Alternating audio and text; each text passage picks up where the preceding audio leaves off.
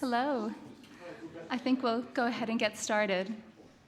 Well, good afternoon, everyone. We're so grateful that you were able to join us, and I'm delighted to introduce our speaker today, Spike Bucklow. Spike is no doubt known to many of you. I see many of his fans in the audience today. He's been a prominent and respected figure in the fields of art conservation and conservation science for many years. He is the reader of material culture at the University of Cambridge, as well as a conservation scientist and supervisor at the Hamilton Carr Institute. Of course, Spike is well known outside of the conservation world as well, as he somehow has found time to author a series of groundbreaking books, including The Alchemy of Paint, published in 2009.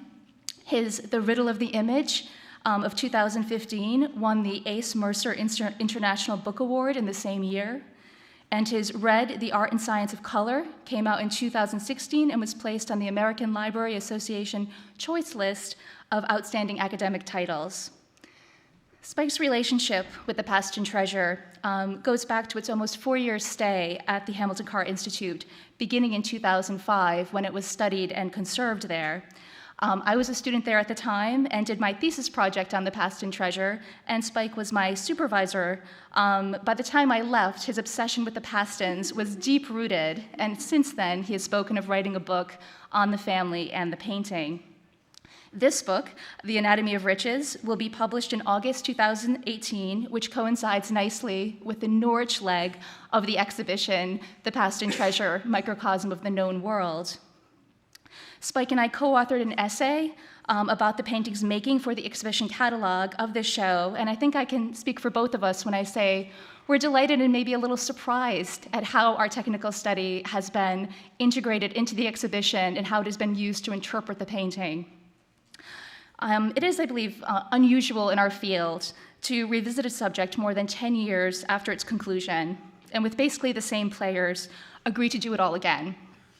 The painting had long returned to Norwich, and Spike, after many years of research and interruptions, had finally begun his Paston Treasure book when we learned that this exhibition would be forming, and at that point it launched just into a new chapter. The exhibition has allowed us to review and affirm some things that we already knew about the painting. It also provided an opportunity to be proven wrong by time, by our own perspective of what we had done, and by new technology. Spike's enthusiasm and willingness to go back into the painting and to objectively re-examine it, and in some cases to revise our story about its making, demonstrates what a genuinely inspired scholar, supervisor, and colleague he is. And I'm so pleased to welcome him so he can tell us more about his journey with this remarkable painting. Thank you.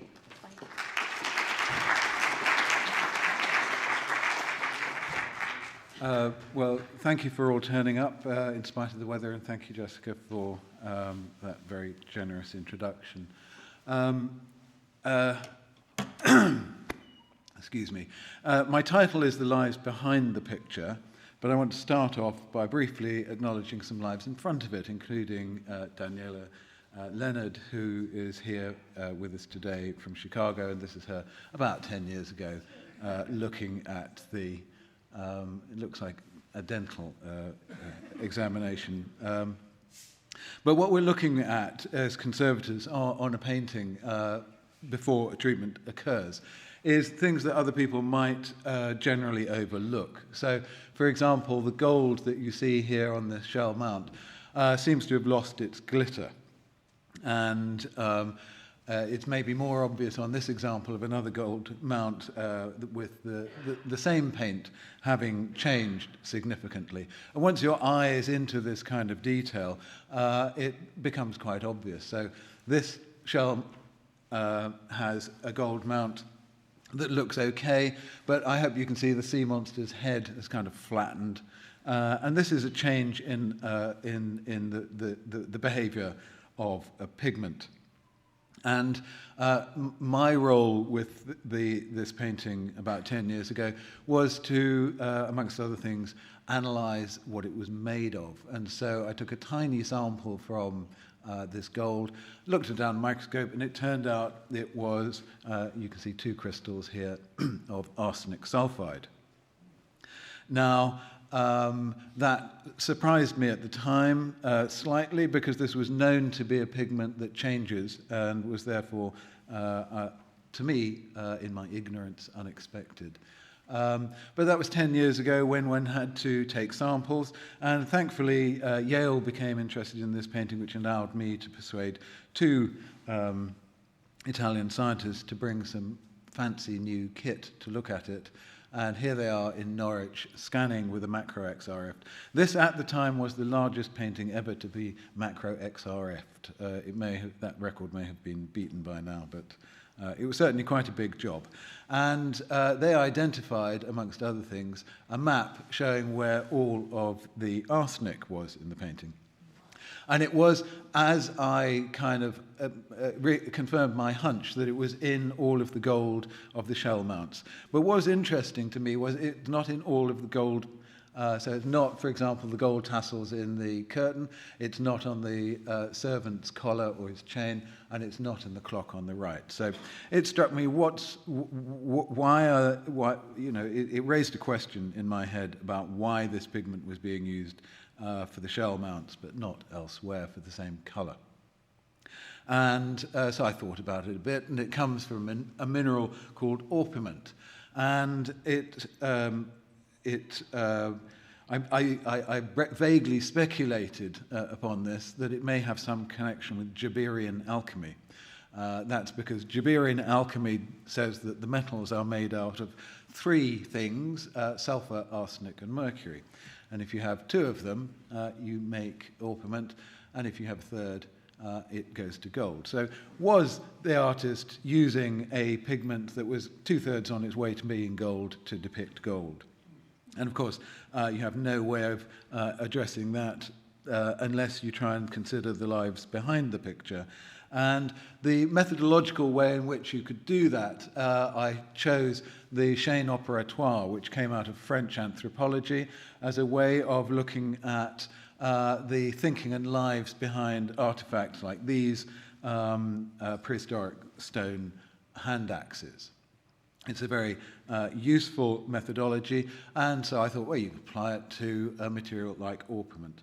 It's the first thing in a stage towards a cultural artifact. The second thing in that stage is the technologies for processing it, and then the uses to which it's put, and then you have to consider, well, what's happened since it was used. In this case, orpiment was processed to make a pigment that then faded. And you get a handle on the people who are doing this through economic history, to look at materials, who's mining it, who trades in it. If you want to think about the technology, that's history of science. Why would somebody want to play with this material? It is, after all, a serious poison. And uses, in this case, it's being used as a pigment, so the go-to place would be history of art to think about that particular use. But it's also used as a drug, so you might want to go to the history of medicine in that case. And then post-use, you want to compare it with other subject, the behavior of orpiment in other paintings. Although that's nothing to do with the making of it, the understanding comes from the discipline of conservation. Now, the exciting thing about the Paston Treasure is not the origin and fate of one rather obscure pigment. It is the fact that this depicts a collection which assembled over time and then was dispersed. And so I thought I'd use the chaîne opératoire to think about the whole collection. The first thing you're going to think about in terms of the collection from an economic history point of view is, where did the money come from to buy all of these fancy goods? And the answer is a tiny village called Paston on the northeast coast of Norfolk.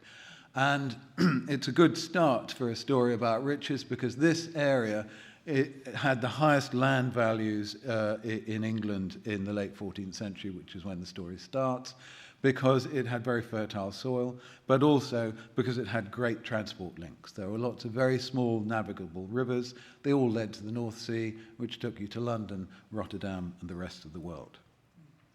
So we also know the people associated with the accumulation of money that went into the Paston Treasure. and we know an awful lot about these three generations: William, his son John, and grandson John III. We know relatively little about their predecessors, Clement Paston and his wife Beatrice Somerton. We only know a little about. We know that he was a peasant who worked the land and had one horse. And we only know that because William was very upwardly mobile, and his neighbours wanted to remind everybody that actually he was just the son of a peasant. They didn't want to be seen as sons of peasants, so they invented 8 generations that went back to a legendary Wulstan de Paston, who allegedly came over with William the Conqueror. Now, William was son of a peasant, was obviously a bright boy, and his uncle recognized his intelligence, paid for him to go to school. He entered the law. He presided over the last trial by combat in recorded history in England. This is where you have 2 champions. God decides the outcome by who wins. Turns out that their opponent's champion didn't turn up, so William's client won by default with no blood spilt, but it helped build the impression of a ruthless lawyer who would stop at nothing. He became a judge and then started bending the law to his own will. He imprisoned a rich widow for 3 years in Norwich Castle to get hold of her money, for example. Later on in life, he married Agnes Berry, who was half his age, and brought into the family quite a lot of property. She was marrying below her station, and he was marrying above his station. They had a child, one of whom was John. He also entered the law. He also married a very rich woman who bought him not only property, but also connections. Sir John Fastolf, who John worked as a lawyer for, and he had no heirs, and so this John chased that estate. We come down to the next generation. Sir John was a bit of a playboy and died early, so the head of the family turned over to John III. He had what we might consider today a bit more of a reasonable work-life balance. He was not as obsessed as his parents and his grandparents. In fact, he married for love, and Marjorie Bruce took advantage of a Valentine's Day tradition and proposed to him, and he accepted her proposal. We know a lot about them because their correspondence survives, and it's known as the Paston Letters, and this is a selection of them published by Oxford University Press, who thinks that this is the way we should be thinking about the Pastons. Exactly those same letters were read in the late 19th century by Robert Louis Stevenson, who wrote a novel based on the Paston Letters, or characters in the Paston Letters, and that was turned into a movie in 1948, and that's the way they think the Pastons were. And the truth is probably halfway between those two images, because they lived through the Wars of the Roses. This character here is a real-life Robin Hood-like character who the Pastons kept bumping into. Sir William is the next generation, and he left this large barn in the village of Paston. You can't really tell how large it is, but I hope you can see that interior shot with people, that it's got a kind of cathedral-like look about it. And that's not a coincidence, because actually it's made out of the stones and timbers of a neighbouring religious institution, which was a victim of Henry VIII's dissolution of the monasteries. If we move on to the next generation, Clement, the eldest son, built a house in Oxnead, which is about halfway between Paston on the coast and Norwich. It's in the middle of nowhere. It looks pretty much the way it would have done. The woods have got smaller, the trees have got the fields have got bigger. And he built this on the site of one of their medieval houses, using money from his wife's enormous dowry.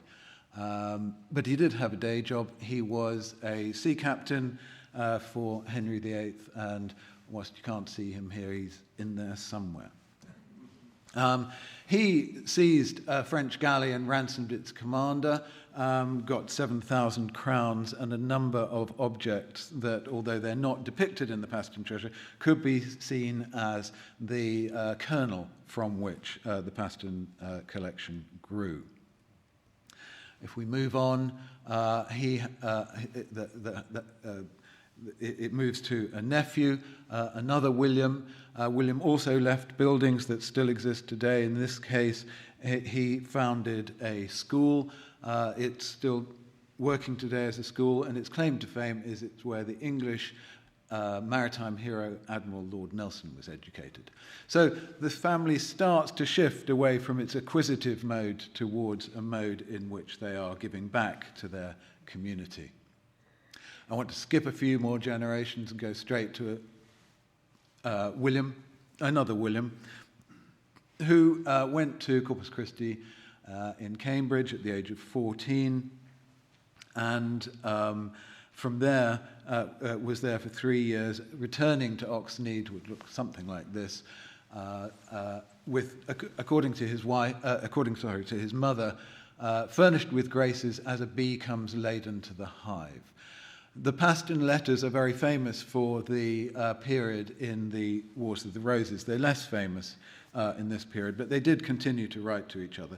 So we have his mother's letters to William when he was at Cambridge, which are full of concerns about eating properly and not exerting yourself too much with strenuous games of tennis. Unfortunately, well, tragically, she died 2 years later, and he married Catherine Bertie, who had a son, Robert, in 1631. Tragically, she died 5 years later, so Robert was destined to be an only child. His father, William, wanted to get out of Norfolk, but he had public duties to maintain and left as soon as he could, and he went to Florence, where he met William Stone the Younger. This is the son of the William Stone who was working on his house, and part of his large and growing circle of artistic friends. He also had private audiences with the Duke of Florence, who was about the same age, also interested in art, also interested in natural philosophy, at a very interesting time for natural philosophy. Now, whilst he was in Florence, he commissioned a table with a coat of arms. The table, I don't know why, but going around the exhibition yesterday and again today, that table for me sums up the absolutely fantastic work that Nathan Fliss has done in assembling objects from all over the place. You can't really appreciate the coat of arms, the 4 coats of arms in that image, but this is the coat of arms taken from a manuscript which Nathan's also got in the exhibition, but opening at a different page. So he went from Florence on to Cairo, where he got 2 stuffed crocodiles, amongst other things. A stuffed crocodile was de rigueur for a travelling gentleman, and here, slightly earlier collection, you can see one hanging on the wall. He then went from there on to Jerusalem, where he met Thomas Fuller, and Thomas Fuller acknowledged him as a fellow gentleman traveller, and you can see the same coat of arms on the east of the Dead Sea here in his map. He then went to Turkey, and amongst the things that he acquired in Turkey was a stone to aid childbirth. That was tested, proven, and when he got back to England, he used to lend it out to women to avoid the consequences his wife unfortunately suffered. He then went to Rome on his way home and collected Murano glass from Venice. And all of these things added to the collection in Oxnead. That was described, or he was described, in a dictionary. The enlargedness of his mind was praised, as was the fact that he made his house into a centre of hospitality to strangers and ingenious persons. And also, it was acknowledged that he had deep insight to mathematics and the more delicate sort of mechanics. Now, because this is a dedication written by somebody who is assembling a dictionary, we luckily know exactly what he meant when he said mechanics. And thanks to archive.org, this is a definition. Mechanics is the science of motion, or that part of the mathematics which shows the effects or powers of or moving forces and applies them to machines or engines, demonstrating the laws of motion, etc. It is also commonly taken for those handicrafts of which the labour of the hands is requisite, as well as the study of the brain. And there's a good chance that William was actually engaged in one of those handicrafts, because it said that he had rare fancy and invention in turning, and I feel that this hourglass is not quite as the same calibre of craftsmanship as most of the other objects, and it might be it was made at home on the lathe. Being a humble hourglass, it actually has a crucial role to play for mathematics, because they're all society mathematicians getting together in order to control the wind and the waves, understand navigation, for which they needed an hourglass. Now, this all sounds like hard work, but it was also fun. His cousin visited in 1640, said, "One while we're Italians, another while Turks, by and by Egyptians, and eftsoons merry Greeks, but all very well and handsome. I might spend another week and not see all the rarities. Indeed, here is a world full of curiosities and some very rich ones." A decade later, there's someone going around the country writing a poem in which he says, "That day I chanced a gallant house to find, a master bountiful and servants kind. I need not tell my reader where or who, the name of Oxnead all doth plainly show." And it showed very much because his recreation was to feed his eyes with the most select things the globe comprised. But along with that visual consumption, there was very significant corporal consumption as well. And he's amongst those who are dedicated, to whom an early celebrity cookbook is dedicated.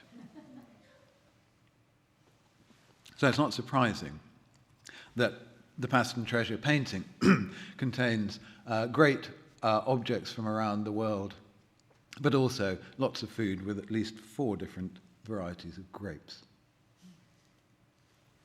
But I want to concentrate on the 8 shell cups, because not only was it odd that they had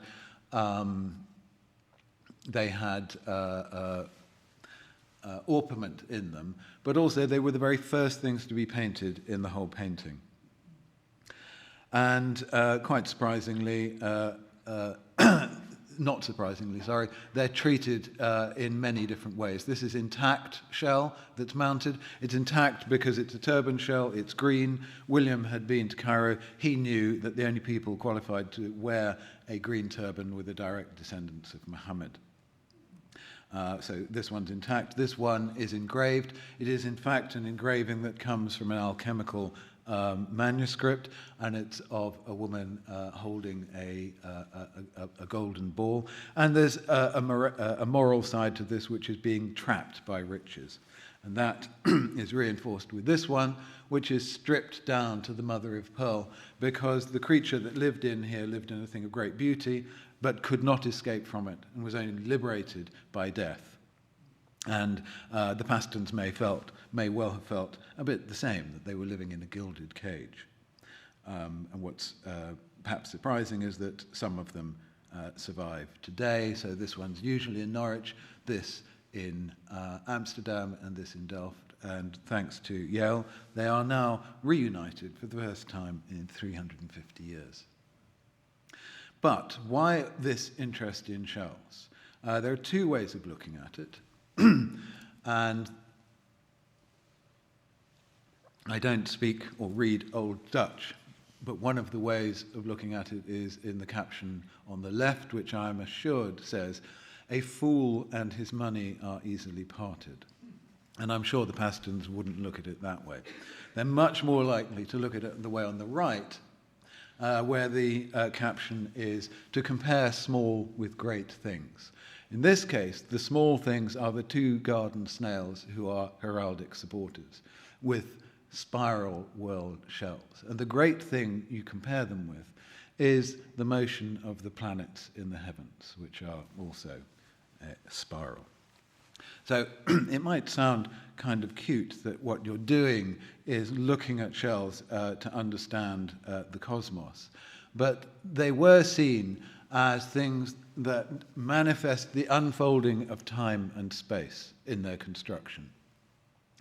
Paston is obviously interested in the unfolding of space, which is why he has the Pacific on that globe, but he's also interested in the unfolding of time. And he has a watch there. Now that watch, you might think, is the antithesis of an organic thing like a snail. But in fact, it's a very nice early example of something which is increasingly important today in technological design, and that's biomimesis. Taking a living thing as your inspiration for making something artificial.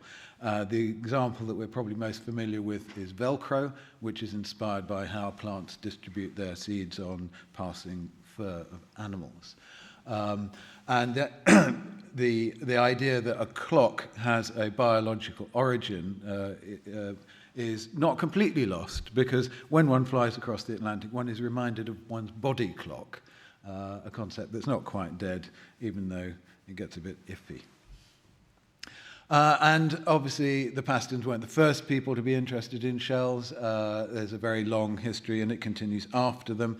So, for example, Darcy Thompson, in his classic On Form and Growth, or Growth and Form, the shell retains its unchanging form in spite of its asymmetric growth, which is quite paradoxical. And that illustration, I must admit, doesn't come from Darcy Thompson. It comes from this kind of activity. The formula at the top is the mathematical formula for generating those curves, and if you change those variables and those time frames, then those are the shapes that you get. So William was contemplating shells. He wasn't doing it in a quantitative manner like this, but he was certainly interested in them as natural objects that showed something more than meets the eye immediately. And this is him. The painting is here, and in the bottom left-hand corner, there's a man running away from, I hope you can make it out, a crocodile that has consumed, or is halfway through consuming another man. Now, that may be an allusion to his time in Cairo, but it could also be a subtle hint as to why this portrait was painted in Rotterdam. It's because he was a royalist and he was self-exiled from England, running away from a crocodile like Oliver Cromwell. Whilst he was abroad, he suffered the sequestration of his estates, his farm rents were seized, some of the silver was melted down, and then when he returned, he was fined as a delinquent. And he died an early death, and it was said at his funeral that whatever the careful Indian or keen Ethiopian seek under the waves, all of these things you, William Paston, had. So he was greatly celebrated for this collection, and that collection passed over to his son, Robert, and Robert inherited, became the head of the house, head of the family, but not quite in the way that most people enter that responsibility. And that's because of the result of an impetuous gift he gave as a youth. When he was 17 years old, he was a very idealistic royalist, unlike his father, who's quite pragmatic royalist. And as a 17-year-old, he offered the exiled, Charles I, who was in France, a £10,000 gift.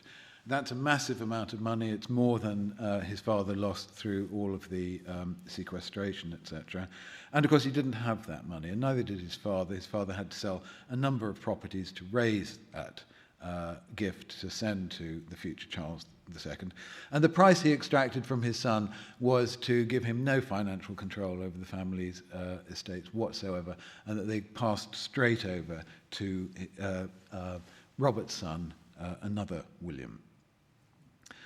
Now, you'd think that an oil painting is a static image, but in fact it probably took about 3 months to paint. And in that 3 months, there's evidence of things moving out because he doesn't have the money to play with it, and he's having to either sell things off or maybe things moving into other branches of the family. So this was an X-ray taken about 10 years ago. And Jessica and her team have reconstructed the original appearance of the Paston Treasure. That silver plate left for whatever reason. It was replaced by a woman. We don't know who she is. With strange feathers or leaves in her hair, she might represent America, as the servant represents Africa. But whatever, she didn't make the final cut either. And this is the object that we know now. So the outflux of goods continued, and 15 years-ish later, this is a list of objects auctioned off from just one room in the house. It contained 18 shell cups, so you can see that the Paston Treasure is only a tiny proportion of the complete collection.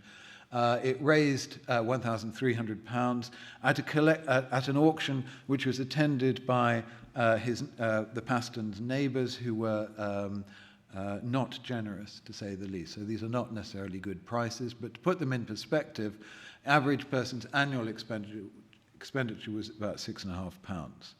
And if we look at just one of those objects, a shell supported an eagle's claw, which is the one that I showed you with the engraving on it, that represents 6 years of somebody's annual expenditure, and not a good price either.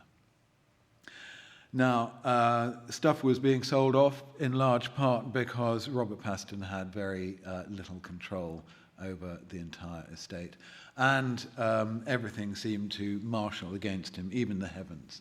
So there were comets, there were armies in the air, there were 3 suns seen, there were great hailstones, showers of wheat, earthquakes, 3 lions died in the Tower of London, a whale was beached in the Thames, and then there were innumerable ships fighting. Those ships included the Anglo-Dutch wars, which Robert was engaged in as a politician to some extent.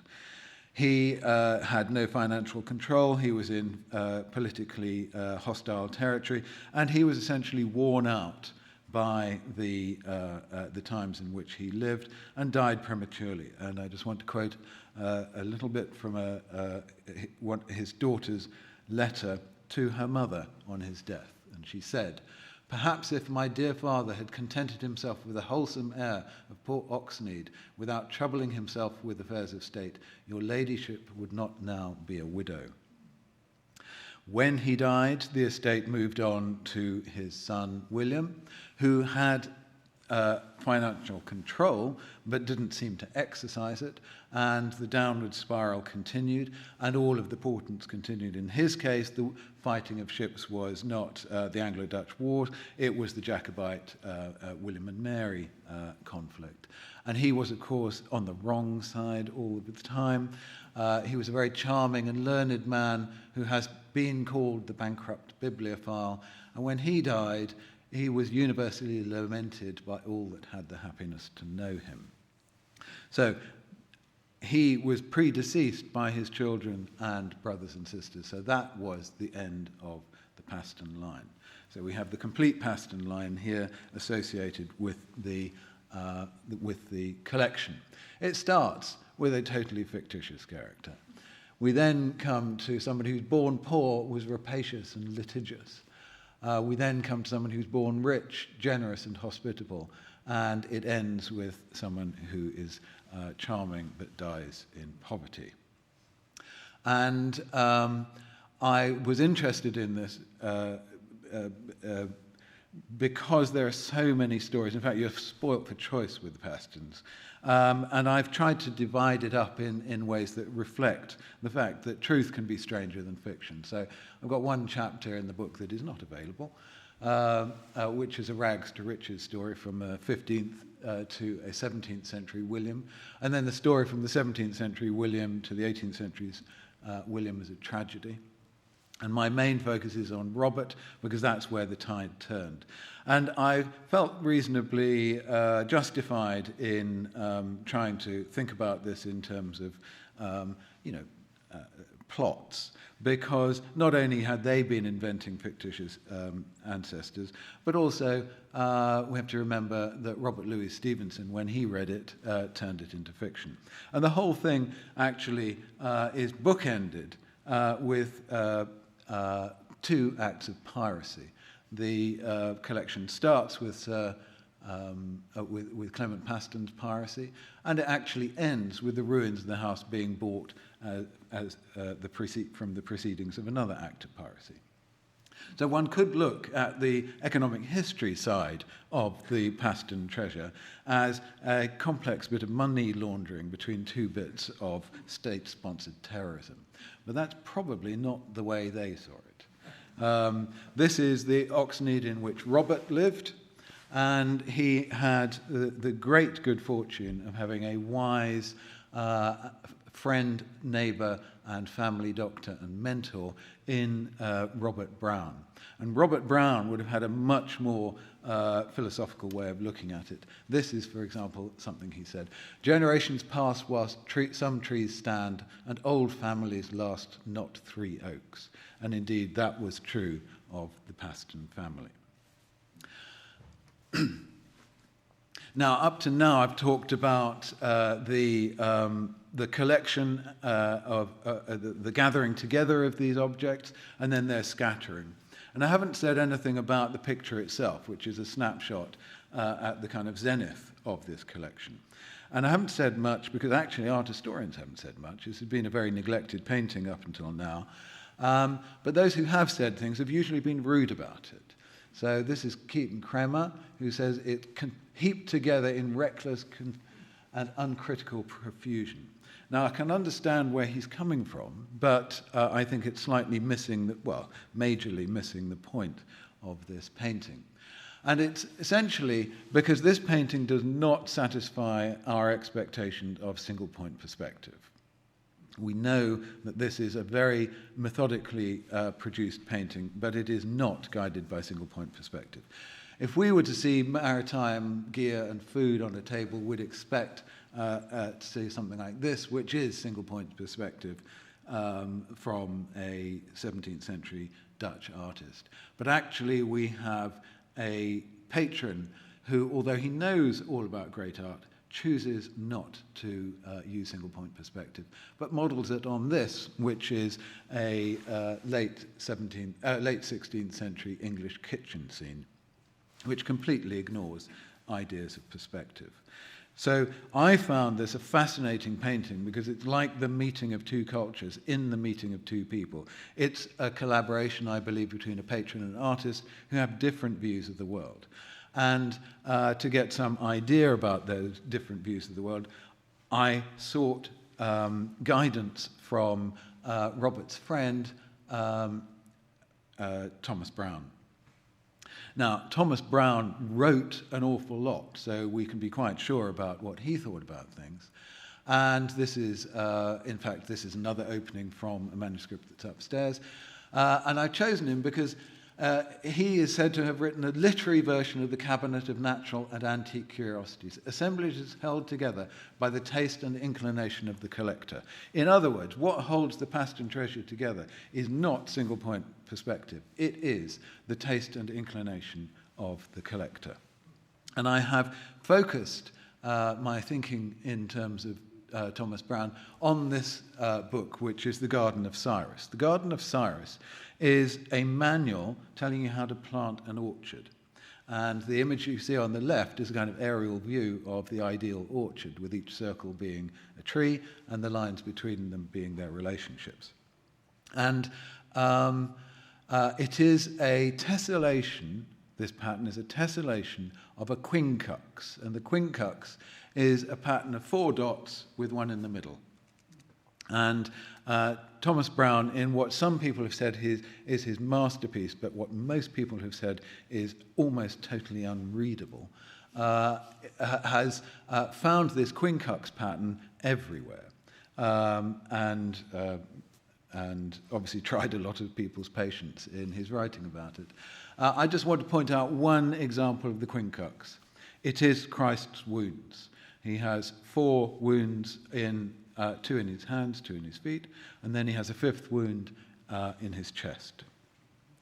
And to think like this is to compare small with great. The example I showed of the snails being compared to the heavens. As you dug those 5 holes in the ground to plant your trees, you could meditate on Christ's wounds. And this was a very popular way of thinking, especially in somewhere which was slightly out of the way in Norfolk. And I've got another book here on the right, which is Thomas Nash, which is an entire book singing the praises of Great Yarmouth. Now, those who've been to Great Yarmouth will know not a lot to sing about. And it includes a play never played before of the praise of the red herring, because red herrings were the major produce from Great Yarmouth. And he was playing exactly the same game of comparing small with great. In his case, he said, the herring is more beautiful than Helen of Troy, and the proof was it launches more boats. So this was the kind of way of thinking that Sir Robert was engaged in, but he was also engaged in setting up the Royal Society in London, who had a very different way of thinking about the world. And here they're publishing an account of some of the present undertaking, studies and labours of the ingenious in the many considerable parts of the world. Now, this way of thinking took ascendancy. And the many new inventions of modern times are all summarised on this image here, and I'll just run through them for you. They are gunpowder. They are also the clock and the compass. Combining these technologies, you conquer the seas. You combine saddle and stirrups, and you've conquered the lands that you've gone to find. You use the printing press to print your propaganda. You can appropriate other cultures' technologies like silkworms for your own purpose, and you can also appropriate their natural resources. So the logs on the right are a source of a drug that cures syphilis. And the way in which all of these things are understood and controlled is with this final one, which is alchemy. And we know that Robert is interested in the wider world, because he could have put his, he could have put England and Norfolk and Europe in the globe, but he hasn't. He's put Mexico, America, the Pacific, and China.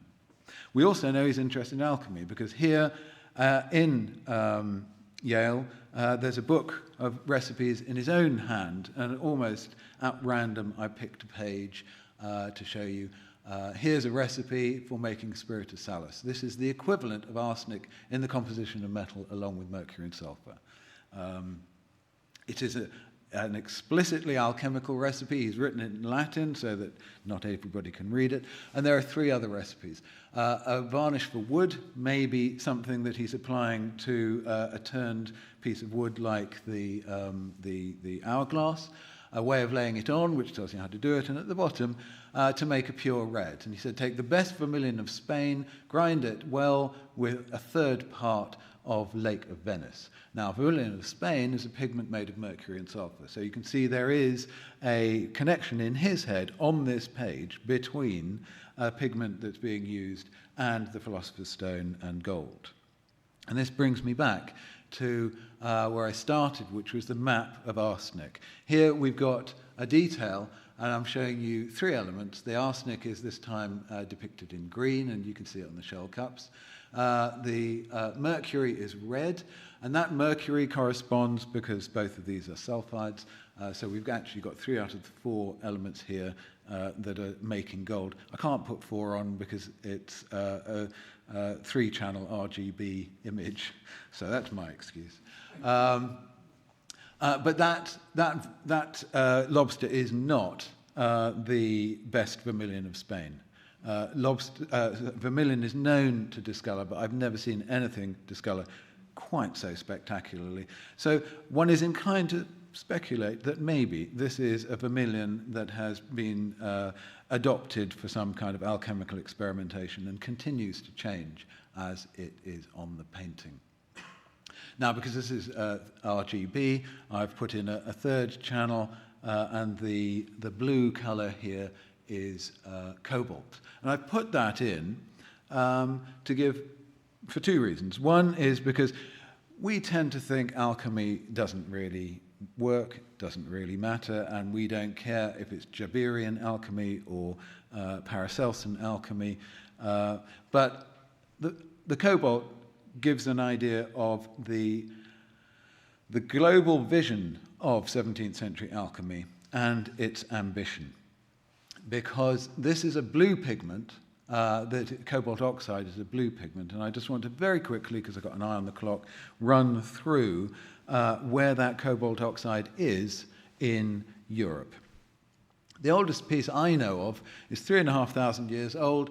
It's a glass bead that got imported from Egypt or Mesopotamia, and it's part of a grave goods in a Danish grave. It becomes much more widely used as a ceramic glaze, and this is a 13th century Persian bowl. And in the aftermath of Genghis Khan's uniting of Asia, there was a period of peace where there was a large exchange of technologies, amongst other things, and so by the 17th century, there's an enormous amount of cobalt oxide blue being used as a ceramic glaze on porcelain. And this, there is a ceramic blue and white ware thing in the Paston Treasure, and alchemists were terribly interested in how to make porcelain, and none of them knew, until shortly after the death of Robert Paston, an alchemist was forcibly co-opted onto the problem and put it basically imprisoned in a dungeon laboratory.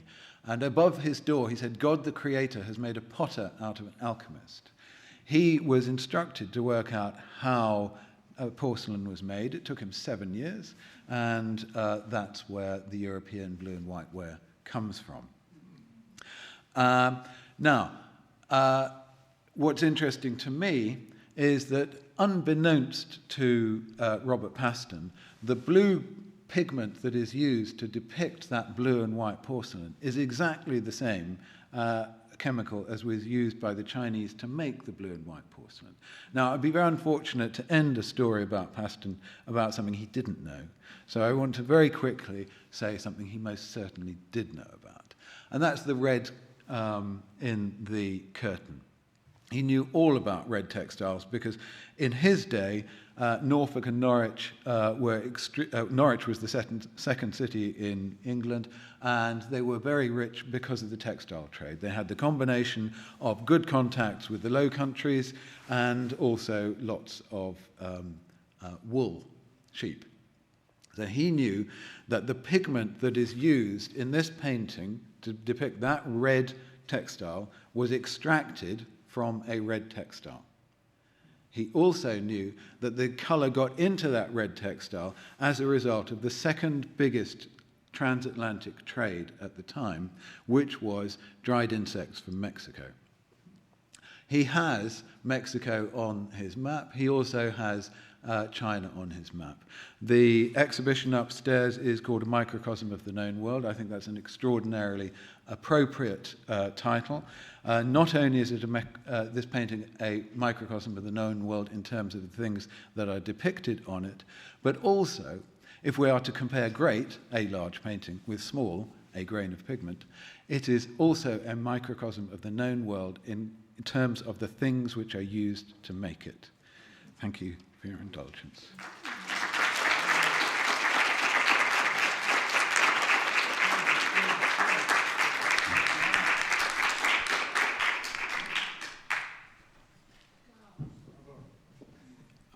So I think we have time for some questions, if there are any. There are some. Yes, I think there are some microphones going around.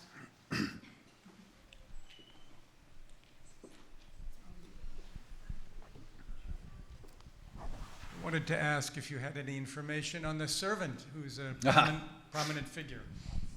No, he's not in the documentation. So I think the short answer is no, I'm sorry. Unless, no. But the servants were friendly, was that not what... Oh, yeah, that's true. We don't know how many servants there were, though. There might have been a lot. I couldn't help noticing that your cobalt distribution isn't matched by the visibly blue color distribution. Could you say a few words about... Yeah, the cobalt doesn't match the all of the blue. There are two interesting things about that. One is that he's actually using two different pigments on the blue and white porcelain. Don't know why. The other is that in a lot of these areas of the painting, cobalt is being used as an optical whitener. So it was on. It's also in silver as well. So it's being used to whiten the whites. Thank you.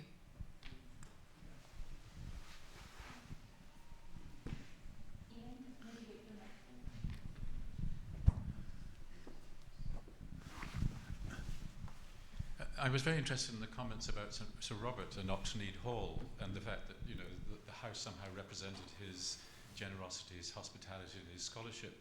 And that actually relates to a really interesting tradition in 17th and 18th century English poetry, this whole concept of the country house and what it stood for compared to the vices of the city. Yeah. And it goes right back from Ben Jonson, and then the whole thing's turned upside down by Alexander Pope with the Letters to Burlington. So that's really an interesting connection. It is very interesting, and William Paston's Oxnead was, I think, modelled on Charles I's court, and it's quite because that's pre-Civil War. So you have this kind of outpouring of painting before the Civil War, and then they're all kind of slightly, you know, we've got paintings, these are papist, and there's a problem, and after the Civil War, you've got an outpouring of music as well. And I haven't mentioned the musical instruments. There's a lot of music in Oxnead. And what's interesting is, on the one hand, the visual arts moved in a very kind of generous way, and the musical arts moved in a very defensive way. I mean, they were banned by Puritans, and this was a kind of last refuge for music. And that's essentially why why the Pastons were declined, because they were surrounded by parliamentarians and the like who had very hostile neighbours. So it's sad, but you're right. It was for quite a few decades a very cultured place. Yeah.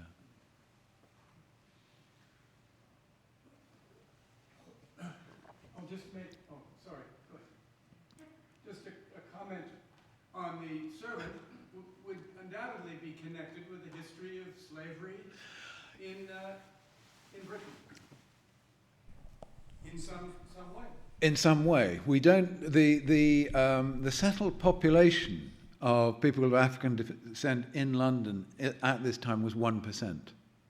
It's quite a big number. So we can't say whether he's a slave We can't say whether he's come personally from Africa. He may well be a British black. But because we got, as far as I know, no documentation, there's no way of addressing those questions.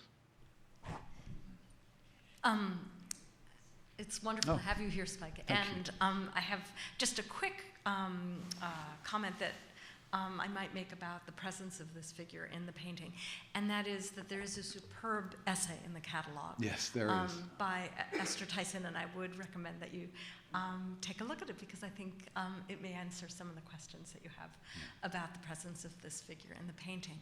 But I wanted to turn to a question about the doing of technical art history.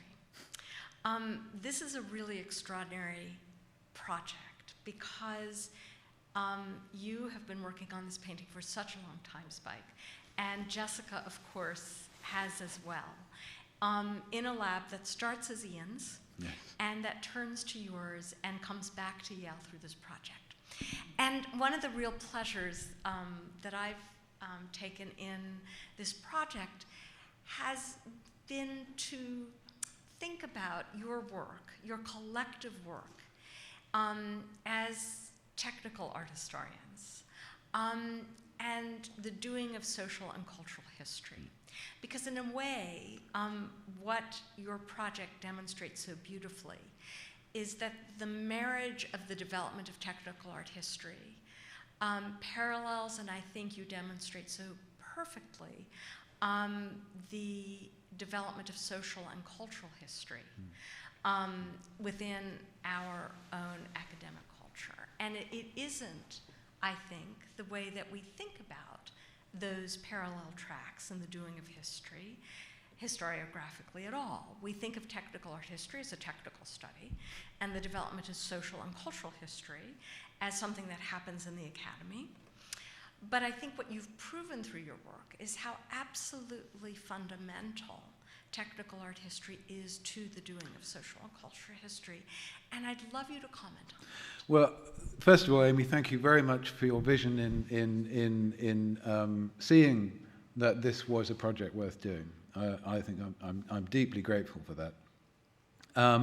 Secondly, I'm